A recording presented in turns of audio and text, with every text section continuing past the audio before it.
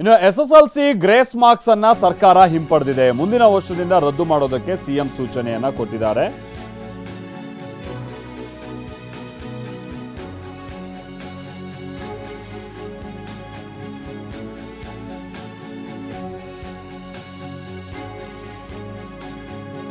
ಇಪ್ಪತ್ತು grace marks ಅನ್ನ ನೀವು ಕೊಟ್ಟಿದ್ದೀರಾ, ಯಾವ ಕಾರಣಕ್ಕಾಗಿ ಕೊಟ್ಟಿದ್ದೀರಾ?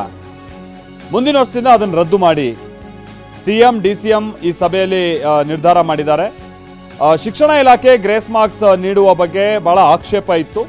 ವಿದ್ಯಾರ್ಥಿಗಳಿಗೆ ನೀವುಗಳು 20 ಗ್ರೇಸ್ ಮಾರ್ಕ್ಸ್ ಅನ್ನ ಕೊಟ್ಟಿದ್ದೀರಲ್ಲ, ಯಾವ ಕಾರಣ, ಯಾವ ಉದ್ದೇಶದಿಂದ ಗ್ರೇಸ್ ಮಾರ್ಕ್ಸ್ ಅನ್ನ ನೀಡಿದ್ದೀರಿ? ಉಪಮುಖ್ಯಮಂತ್ರಿ ಡಿ.ಕೆ. ಶಿವಕುಮಾರ್ ತರಾಟೆಗೆ ತೆಗೆದುಕೊಳ್ತಾರೆ. ಗ್ರೇಸ್ ಮಾರ್ಕ್ಸ್ ನೀಡಿದ್ರೆ ಸ್ಪರ್ಧಾ ಸಾಮರ್ಥ್ಯ ಕಡಿಮೆ ಆಗಲ್ವಾ ಅನ್ನುವಂಥ ಪ್ರಶ್ನೆಯನ್ನ ಕೂಡ. ಆಮೇಲೆ ಇನ್ನೊಂದು, ಶಿಕ್ಷಣ ಇಲಾಖೆಯಿಂದ ಗೊಂದಲದ ಮೇಲೆ ಗೊಂದಲಗಳು ಈ ಸಲ ಆಗ್ತಾ ಇದೆ.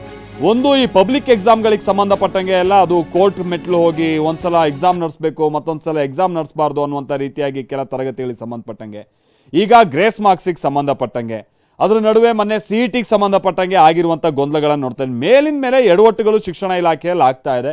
ಗೊತ್ತಿಲ್ಲ ಸಚಿವರುಗಳು ಅದೆಷ್ಟರ ಮಟ್ಟಿಗೆ ಗಮನ ಹರಿಸಿ ಕೆಲಸ ಕಾರ್ಯ ನಿರ್ವಹಿಸ್ತಾ ಇದ್ದಾರೆ ಅಂತ ಹೇಳಿ. ಈಗ ಗ್ರೇಸ್ ಮಾರ್ಕ್ಸ್ ಸಂಬಂಧಪಟ್ಟಂಗೆ ಸ್ವತಃ ಈಗ ಸರ್ಕಾರದ ಮಟ್ಟದಲ್ಲೇ ಅಸಮಾಧಾನ ವ್ಯಕ್ತ ಆಗಿದೆ ಅನ್ನುವಂಥದ್ದು ಗೊತ್ತಾಗ್ತಾ ಇದೆ. ಸಿಎಂ ಹಾಗೆ DCM ಇದಕ್ಕೆ ಸಂಬಂಧಪಟ್ಟಂಗೆ ಒಂದು ಸಭೆಯನ್ನು ನಡೆಸಿ 20 ಮಾರ್ಕ್ಸನ್ನೆಲ್ಲ ಗ್ರೇಸ್ ಮಾರ್ಕ್ಸ್ ಅಂತ ಕೊಟ್ಟಿದ್ದೀರಲ್ಲ, ಇದರಿಂದ ಈ ಸ್ಪರ್ಧಾ ಸಾಮರ್ಥ್ಯ ಕಡಿಮೆ ಆಗಲ್ವಾ ಅನ್ನುವಂಥ ಪ್ರಶ್ನೆಯನ್ನು ಕೂಡ ಮಾಡಿದ್ದಾರೆ. ಆಮೇಲೆ ವಿದ್ಯಾರ್ಥಿಗಳು ಹಾಗೆ ಪೋಷಕರುಗಳು ಕೂಡ ಬಹಳ ಆಕ್ಷೇಪವನ್ನು ವ್ಯಕ್ತಪಡಿಸಿದ್ರು. ಯಾಕೆ ಈ ರೀತಿಯಾಗಿ ಗ್ರೇಸ್ ಮಾರ್ಕ್ಸ್ ಕೊಡೋದು, ಆ ನಂತರದಲ್ಲಿ ಭಾಳ ರ್ಯಾಂಕ್ ತೆಗೆದುಕೊಳ್ಬೇಕು ಅನ್ನುವಂಥ ನಿಟ್ಟಿನಲ್ಲಿ ಹುಮ್ಮಸ್ಸಲ್ಲಿರುವಂಥ ಸ್ಟೂಡೆಂಟ್ಸಿಗೆಲ್ಲ ಸಮಸ್ಯೆ ಆಗಲ್ವಾ ಅಂಥೇಳಿ. ಆಮೇಲೆ ಇನ್ನೊಂದು ವಿಚಾರ, ಡಿ.ಕೆ. ಶಿವಕುಮಾರ್ ಕೂಡ ಪ್ರಸ್ತಾಪಿಸ್ತಾ, ನಾನು 300 ಮಾರ್ಕ್ಸ್ ಪಡೆದಿದ್ದೆ, ಹಿಂಗಂತ ನನ್ನನ್ನೇನು ಅಸಮರ್ಥರು ಅಂತೀರಾ? ಕೋವಿಡ್ ಸಂದರ್ಭದಲ್ಲಿ 5ರಿಂದ 10 ಗ್ರೇಸ್ ಮಾರ್ಕ್ಸನ್ನು ಕೊಡ್ತಾ ಇದ್ವಿ ಅಂತ ಅಧಿಕಾರಿಗಳು ಹೇಳ್ತಾರಂತೆ. ಬಟ್ ಮುಂದಿನ ವರ್ಷದಿಂದ ನೀವು ಗ್ರೇಸ್ ಮಾರ್ಕ್ಸನ್ನು ರದ್ದು ಮಾಡಿ. ಕೋವಿಡ್ ಸಂದರ್ಭದಲ್ಲಿ ಅಂತ ಅಂದರೆ ಸಮಯ ಆಗಿತ್ತು, ಯಾಕಂದರೆ ಭಾಳ ಗೊಂದಲ ಇತ್ತು. ವಿದ್ಯಾರ್ಥಿಗಳಿಗೆ ಅದೇನದು ಪೋರ್ಷನ್ ಕೂಡ ಕಂಪ್ಲೀಟಾಗಿ ಮುಗ್ದಿರಲಿಲ್ಲ. ಹಾಗಾಗಿ ಆ ಸಂದರ್ಭದಲ್ಲಿ ಸಮಸ್ಯೆ ಇತ್ತು. ಆ ಕಾರಣಕ್ಕಾಗಿ 5-10 ಮಾರ್ಕ್ಸು ಗ್ರೇಸ್ ಮಾರ್ಕ್ಸನ್ನು ಕೊಟ್ಟಿದ್ದಾರೆ. ಹೌದು, 5ರಿಂದ 10 ಮಾರ್ಕ್ಸನ್ನು. ಈಗ ಯಾಕೆ 20 ಮಾರ್ಕ್ಸ್ ಕೊಡ್ತಾ ಇದ್ದೀರಾ? ಇದು ಪ್ರತಿ ಒಂದು ನಿರ್ಧಾರನೂ ಕೂಡ ಹಿಂಗೆ ಆಗ್ತಾ ಇದೆ ನೋಡಿ ಶಿಕ್ಷಣ ಇಲಾಖೆಗೆ ಸಂಬಂಧಪಟ್ಟಂಗೆ.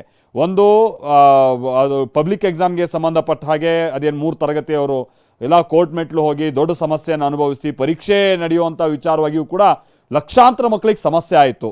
ಒಂದು, ಆ ನಿರ್ಧಾರ ಮುಂಚೆ ತೆಗೆದುಕೊಳ್ಳುವಂಥ ಸಂದರ್ಭದಲ್ಲೇ ಸರಿಯಾದಂಥ ರೀತಿಯಾಗಿ ಕ್ರಮ ತೆಗೆದುಕೊಳ್ಬೇಕಲ್ವಾ? ಆ ನಂತರದಲ್ಲಿ ಯಾಕೆ ಗೊಂದಲ ಮಾಡಿಕೊಂಡು ವಿದ್ಯಾರ್ಥಿಗಳ ಭವಿಷ್ಯದ ಜೊತೆ ಆಟ ಆಡ್ತೀರಾ ಅನ್ನುವಂಥದ್ದು ಪ್ರಶ್ನೆ ಬಂತು. ಒಂದು.